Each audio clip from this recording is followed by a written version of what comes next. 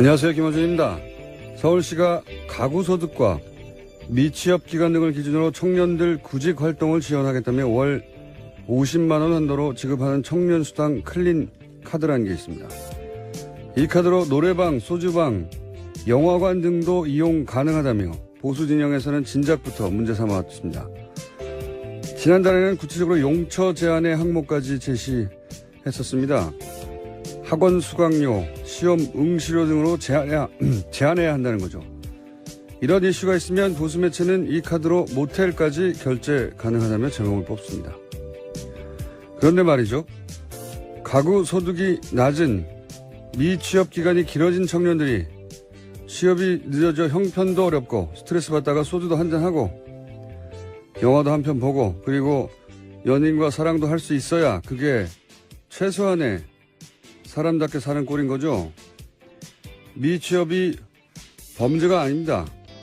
어떻게 사람이 취업 준비만 하고 삽니까? 청년들이 그 카드로 모텔을 가는 게 염치 없는 게 아니고 기성세대가 다음 세대에 제대로 된 일자리를 충분히 만들어지 못한 사회적 책임을 학원 수강료 좀 지원해 주는 걸로 다 했다고 생각한다면 그게 염치 없는 겁니다. 김어준 생각이었습니다.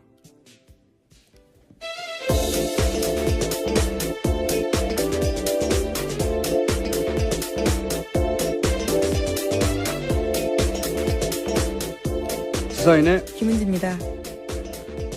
네. 카드로 모텔도 가. 네. 이런 제목 잘 뽑아요, 보수 매체에서. 청년들 어딜 갑니까? 자기 집도 없는데. 자기들은 눈살롱 가면서. 자, 이런 뉴스 보면, 뭐랄까요. 공부하는 기계, 취업 준비하기 위한 기계, 그렇게 여기는 것 같아요. 예. 그리고 그것만 해주면 되지 뭘. 사람이 어떻게 그렇게만 삽니까? 청년을 바라보는 시각이 아주 단편적인 거죠. 그 특정 목적에 봉사하는 어떤 기계 같은 존재, 부속 같은 존재를 그런 것 같아요. 그래서 딱 그것만 기름칠 해주면 된다. 사람이 어떻게 그렇습니까? 이걸 계속 문제 삼는 게 전, 이거 항상 보수 매체만 이런 거 문제 삼는 건지, 보수 정치인가. 자, 첫 번째 뉴스는요? 네, 사드 배치를 두고 정치권 공방도 치열했습니다. 여당인 더불어민주당은 그동안 사드 배치에 부정적이었던 점을 인식한 듯이 이번 배치가 임시라는 사실을 강조했습니다. 하지만 야3당은 사드 배치에 애매한 입장을 보였던 더불어민주당이 혼란만 부추겼다면서 비판했습니다. 자유한국당은 괴담 유포에 대한 사과를 요구했고요. 국민의당과 바른정당은 수용할 수밖에 없는 현실이라고 하면서도 더는 소모적인 논란이 없어야 한다라고 강조했습니다. 정의당은 임시 배치가 말장난에 불과하다면서 대선 공약 파기라고 비판했습니다. 정의당에서는 이렇게 주장할 수 있죠. 근데 어제 김종대 의원이 또 트럼프의 푸들로 전락했다고 그래가지고 논란이 또 한 번 됐죠. 예. 뭐 정의당은 일관되게 사드 반대를 했기 때문에 이런 얘기 할 수 있습니다. 근데 푸들로 전락했다가는 좀 많이 나왔네요. 예. 여기 이제 영국의 토니 블레어가 이라크 전쟁 때 미국보다 더 적극적으로 파병했다고 해가지고 그때 이제 부시의 푸들로 불리면서 이제 푸들이라는 단어가 푸들 자체는 털 안 빠지고 좋아요. 예. 실내에서 기르기에. 그런데 그리고 나서 워싱턴 포스트가 이명박 대통령 때 또 한 번 이런 표현을 사용했어요. 이게 토니 블레어의 강력한 경쟁자, 우리가 한 표현이 아니라 스트롱 컨텐더라고 이명박 전 대통령이 부시의 푸들이다 이런 표현을 한 적이 있는데, 근데 이게 너무 좀 나간 게 사드 배치를 그러면 미국보다 더 원한다 이런 맥락이어야 하거든요. 예. 시키기 전에 한다든가. 토니 블레어가 그랬다고 푸들이라고 들었는데 이건 좀 너무 나가네요. 여하간 정의당의 입장이 이럴 수는 있습니다. 당연히. 시민들도 반대할 수 있고, 시민단체도 반대할 수 있죠. 예. 진보적인 시민단체는 자기 정체성에 맞는 주장을 하는 거고요. 자, 이렇게 갈등이 있습니다. 뭐, 사실 민주사회는 갈등이 익숙해져야 돼요. 예전에 국민통합 져야 한다 이러면서 과거에는 갈등 자체를 제약시했는데, 국민통합이라는 단어가 일종의 사기였죠. 예. 정부와 다른 목소리를 내는 사람을 탄압하는. 어떻게 모두 같은 생각을 합니까? 예수님도 실패했는데 부처님도 실패하고. 여하간 갈등 자체는 뭐 문제가 아닌데 갈등을 어떻게 상대하느냐, 이게 이제 장기적으로 문제가 되겠죠. 이번 정권에서도. 사드 관련해서 말들이 많습니다. 여하간. 자, 다음 뉴스는요. 네, 국정원 민간인 댓글팀 소식 계속 전해드리고 있는데요. 이번에는 국정원 퇴직자 모임 전현직 간부들한테 검찰이 구속영장 청구한 바가 있습니다. 오늘 그 소식이 나왔는데 영장이 모두 기각됐습니다. 서울중앙지법 오민석 영장전담 부장판사가 오늘 밝힌 바인데요. 범죄 혐의는 소명되나 수사진행 경과 등에 비춰 도망 및 증거인멸의 염려가 있다고 보기 어렵다면서 양지회 전 기획실장 노모 씨에게 청구된 구속영장을 기각했습니다.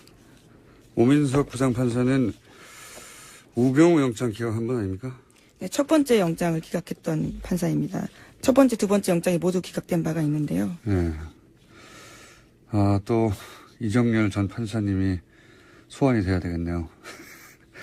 이게 정말 이해가 안 가네요. 일반적인 상식으로도 이 댓글 수사야말로 증거인멸의 화신들 아니었나요, 이때까지? 대마왕 케이스 아닙니까? 증거인멸에. 이거 뭐 개인 차원이 아니라 국정원 차원에서도 처음부터 부인하고 처음부터 자료를 내놓지 않고, 몇 년이 지나서야 TF 만들어지고 나서야 이제 조금씩 드러나는데, 실제로 근데 더욱 말이 안 되는 건, 이 양재 간부들이 수사가 진행되자 또 압수수색을 앞두고 증거를 삭제하거나 은닉하지 않았습니까? 네, 그런 혐의로 또 다른 양지의 현직 간부 박모 씨 같은 경우에도 영장이 청구가 된 바 있는데요. 이 간부 같은 경우에도 영장 기각됐습니다. 그 기각 사유에 대해서 피의자가 은닉한 물건의 증거 가치, 피의자의 주거와 가족관계 등에 비춰 피의자가 도망가거나 범행에 관한 증거를 인멸할 염려가 있다고 보기 어렵다라고 밝혔습니다. 아니, 수사를 하는 와중에도 증거를 인멸했는데 이해가 안 가네요. 저는 이게 뭐 특별한 우리가 법을 몰라서 그런 건지 법리에 신비스러운 부분이 있는 건지 모르겠는데, 아니 이게 지금 수사하는 동안에도 자료를 숨기거나 은닉했는데 이해가 안 갑니다. 저는. 검찰의 입증이 좀 더 부족하다라고 판단했을 수는 있는데요. 관련해서 검찰발로 나온 소식도 있습니다. 말씀하신 자료 삭제와 관련된 부분인데요. 검찰이 양지의 사무실에 하드디스크 압수수색했는데 여기서 문제 보고서가 삭제된 채 발견됐다라고 합니다. 복원을 그러니까요. 삭제를 했는데 포렌식을 해서 복원을 했다는 거잖아요. 예. 삭제하고 외부로 빼돌리고. 네, 그 보고서 같은 경우에는 해당 문건이 국정원 심리전단에 정기적으로 보고한 내용이 담겨 있다고 합니다. 당연히 양지회는 이제 민간인들이거든요. 민간인이 국정원에 보고했다고 하는데 그런 문서를 일부러 삭제한 거 아니에요. 근데 이게 어떻게 그럴 만한 은닉한 물건의 증거 가치가 없다고 합니까? 보고서가 삭제됐는데 그게 나왔는데 이해가 안 가네요. 저는 잘. 서울중앙지법 영장판사이자 양승태 대법관의 마지막 인선에 대해서 말들이 많은데 또 한 번 논란이 되겠습니다. 이 사안은. 저희가 이정열 판사님이 기상하시는 대로 새벽에 전화했는데 아직 안 일어났어요? 네. 오늘 새벽에 나온 결과여서. 네. 새벽에 설마 이게 기각될 줄 몰랐기 때문에 저희가 미리 섭외를 못 해주는 우를 보고 있네요. 예. 기상하는 대로 연결 한번 해보겠습니다. 자, 다음 뉴스는요. 네, 국방부가 어제 댓글 공작 진상규명 TF를 구성했다고 합니다. 국방부는 군사이버사령부가 2012년 대선 개입을 계획한 사이버 심리전 지침을 청와대에 보고했다는 의혹이 제기되자 TF를 구성해서 조사에 착수했다고 밝혔습니다. 뭐 보고했다는 의혹 정도가 아니죠. 보고했다는 당사자가 내가 보고했다고 했으니까 사실상 강력한 주장이 나온 건데 국정원 TF가 아시다시피 몇 달 돌아갔고 이제 사이버 사령부 부단장이었던 당사자가 이런저런 식으로 보고하고 그리고 활동을 했다는 증언이 나온 만큼 사이버 사령부도 이제 TF가 구성돼서 돌아가겠죠? 네, 청와대 국가안보실과 보고 및 협조 체계를 갖춰서 4개월 정도 활동할 예정이라고 합니다. 네, 이제 이렇게 되면 김관진 당신은 국방장관이죠. 네, 나중에 안보실장이 됐던.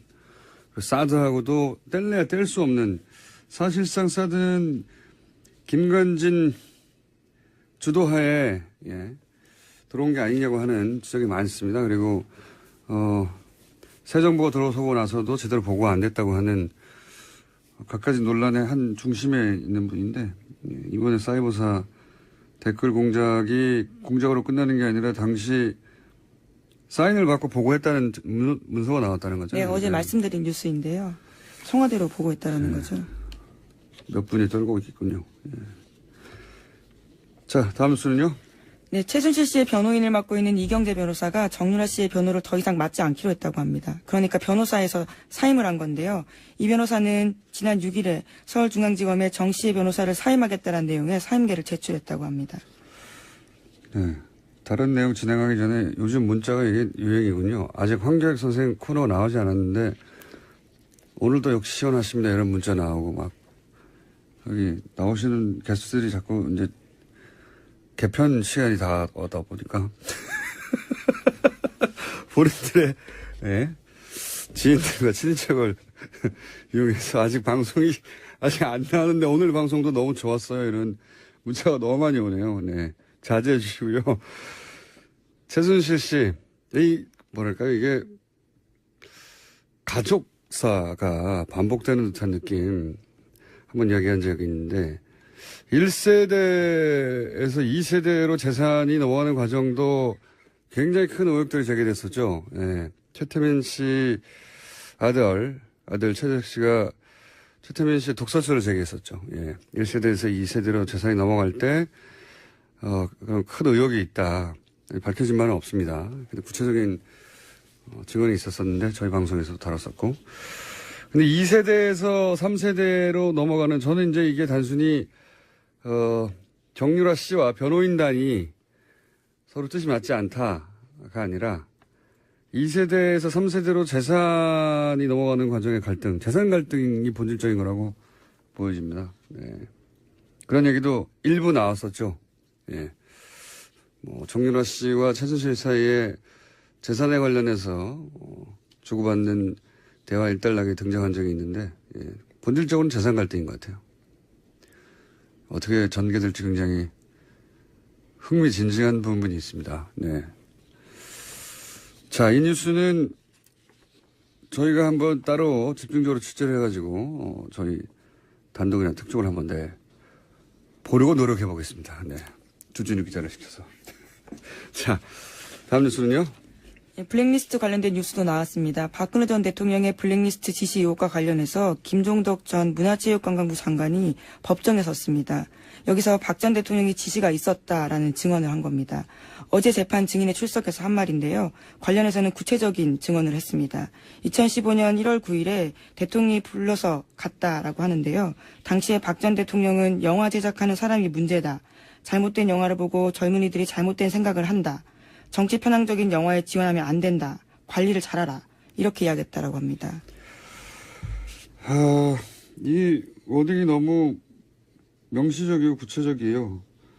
영화 제작하는 사람들이 문제다. 잘못된 영화를 보고 젊은이들이 잘못된 생각을 하면 안 되니까 그런 영화 지원하면 안 된다는 거잖아요. 관리를 잘하라고 아예 말을 한 거죠. 하면 안 된다. 소위 이제 지원 배제죠. 블랙리스트. 자기들끼리는 블랙리스트란 단어를 쓰지 않고 지원을 배제한다라고 가치 중립적인 단어처럼 사용했는데 블랙리스트 이야기인 것이고 그걸 이제 장관을 처음으로 불러서 불려간 건 처음인데 처음으로 불러서 요 얘기를 지시했다는 거 아닙니까? 문체부 장관에게 그러면서 이제 정반대로 그러니 이런 영화를 지원해야 한다는 화이트리스트가 등장하죠. 아직 화이트리스트 수사는 신청이 안 된 걸로 아는데 여기에 또 모태펀드라는 게 등장합니다. 네. 공공펀드인데 어마어마합니다. 자금 규모가. 근데 이제 저희가 최순실 게이트 한참일 때 한번 전해드린 적이 있는데 이 화이트리스트 모태펀드를 이용해서 화이트리스트 지원을 받았다고 의혹을 받는 영화가 있죠. 지원을 받았죠. 실제. 근데 그 영화사가 알고 봤더니 그 태극기 집회, 친박 집회 단체들과 가짜뉴스를 만드는 단체들이 있는 사무실에 같이 있더라. 그 건물을 같이 썼던 거죠. 예, 같은 큰 건물이 아닌데 이게 뭐 어마어마하게 큰 건물이면 빌딩이면 같은 건물에 있어도 그럴 수 있다고 싶은데 이건 조그만 건물인데 위아래로 같이 있었어요. 예, 바로. 저도 그 건물 가봤었는데 한 3, 4층 되는 강남에 있는 네, 건물이었습니다. 거기에 이제 조그만 빌딩이 같이 모여 있던. 그러니까 이제 화이트리스트하고 친박 집회 주도 단체와 가짜 뉴스를 만드는 것과 한 통속이 아닌가 이런 의혹을 가질 수밖에 없죠. 이 자체적으로는 건전 콘텐츠라고 부르고 있습니다. 네, 건전 본인들에게는 건전했겠죠. 그래서 이제 이게 다 연결되어 있는 것이다. 그리고 이 뒤에 청와대가 있는 게 아니냐. 왜냐하면 청와대가 사실은 블랙리스트를 만들고 또 정반대로 화이트리스트를 만들어서 모태펀드를 이용해서 지원했으니까요. 그 지원을 받은 영화사가 친박 집회를 주도한 단체와 가짜뉴스를 만드는 단체, 집단 회사와 같이 있었으니까요. 근데 이게 저는 한 건물이 아니었을 거라고 봐요. 예. 그런 단체는 많았고, 만약에 화이트리스트가 지금 너무 많은 사안들이 수사되니까 동시에 화이트리스트까지 갈지는 모르겠는데 가면 아마 그런 건물이 다수였다 하는 뉴스가 나오지 않겠는가. 자, 어쨌든 전 문체부 장관이 대통령이 블랙리스트 지시했다라고 증언을 한 뉴스였습니다. 예, 심지어 수첩에 그 내용을 적어놨다라면서 물증도 보여줬습니다. 알겠습니다. 이정열 판사님이 어제 술을 과하게 드시고 못 일어날 수 있기 때문에 그러면 현재 기준으로 행방불명이거든요. 저희가 아무리 전달해도 시간이 안 되면 다른 분이라도 예. 예를 들면 박범계 의원처럼 예.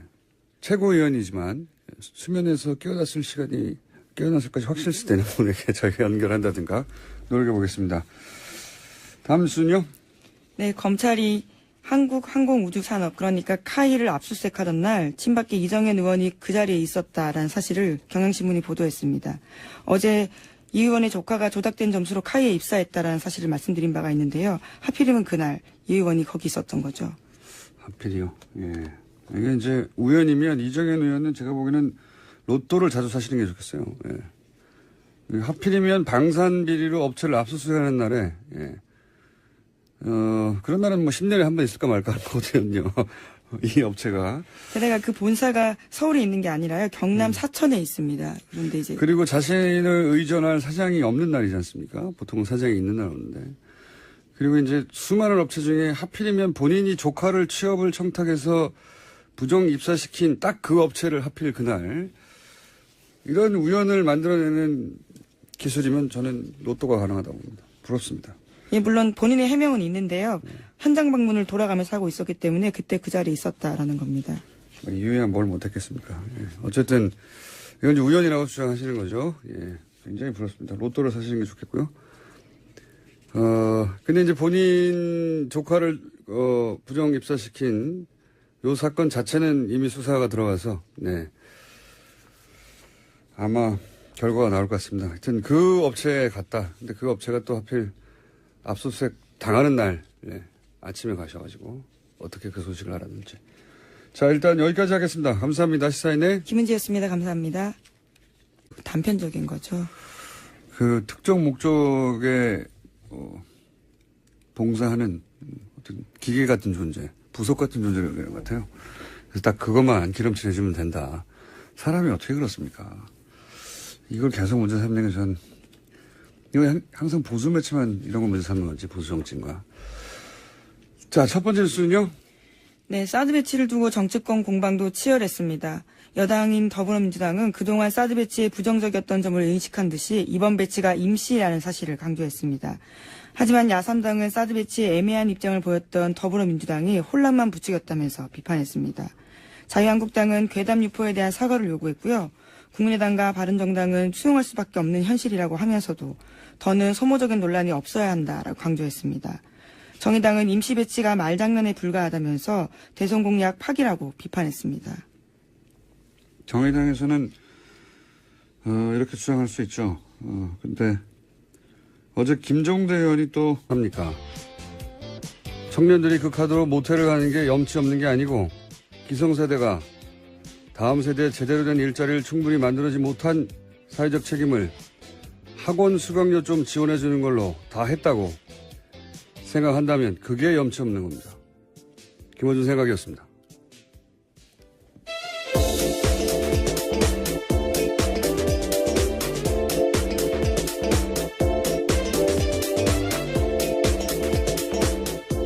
시사인의 김은지입니다. 네.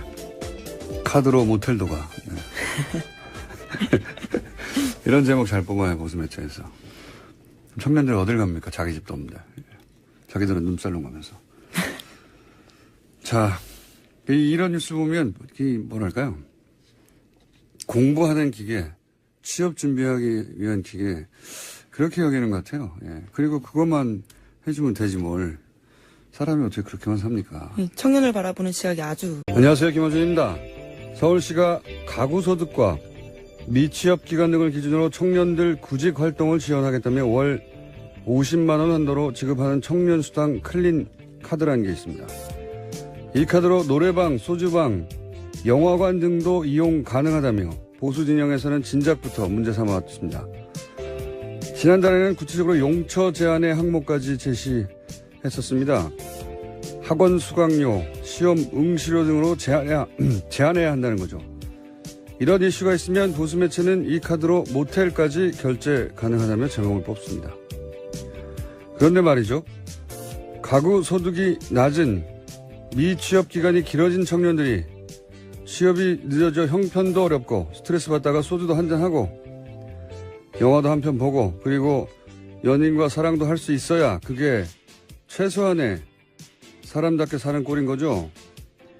미취업이 범죄가 아닙니다. 어떻게 사람이 취업 준비만 하고 시키기 전에 한다든가. 토니 블레어가 그랬다고 부드러워 들었는데 이건 좀 너무 나가네요. 여하간 정의당의 입장이 이럴 수는 있습니다. 당연히. 시민들도 반대할 수 있고 시민단체도 반대할 수 있죠. 예. 진보적인 시민단체는 자기 정체성에 맞는 주장을 하는 거고요. 자, 이렇게 갈등이 있습니다. 사실 민주사회는 갈등이 익숙해져야 돼요. 예전에 국민통합 져야 한다 이러면서 과거에는 갈등 자체를 제약시했는데 국민통합이라는 단어가 일종의 사기였죠. 예. 정부와 다른 목소리를 내는 사람을 탄압하는. 어떻게 모두 같은 생각을 합니까? 예수님도 실패했는데 부처님도 실패하고. 여하간 갈등 자체는 문제가 아닌데 갈등을 어떻게 상대하느냐 이게 이제 장기적으로 문제가 되겠죠. 이번 정권에서도. 사드 관련해서 말들이 많습니다. 여하간. 자, 다음 뉴스는요. 네, 국정원 민간인 댓글팀 소식 계속 전해드리고 있는데요. 트럼프의 푸들로 전락했다고 그래가지고 논란이 또 한 번 됐죠. 이게. 정의당은 일관되게 사드 반대를 했기 때문에 이런 얘기 할 수 있습니다. 근데 푸들로 전락했다가는 좀 많이 나왔네요. 예. 요게 이제 영국의 토니 블레어가 이라크 전쟁 때 미국보다 더 적극적으로 파병했다고 해가지고 그때 이제 부시의 푸들로 불리면서 이제 푸들이라는 단어가 푸들 자체는 털 안 빠지고 좋아요. 예. 실내에서 얘기해. 그런데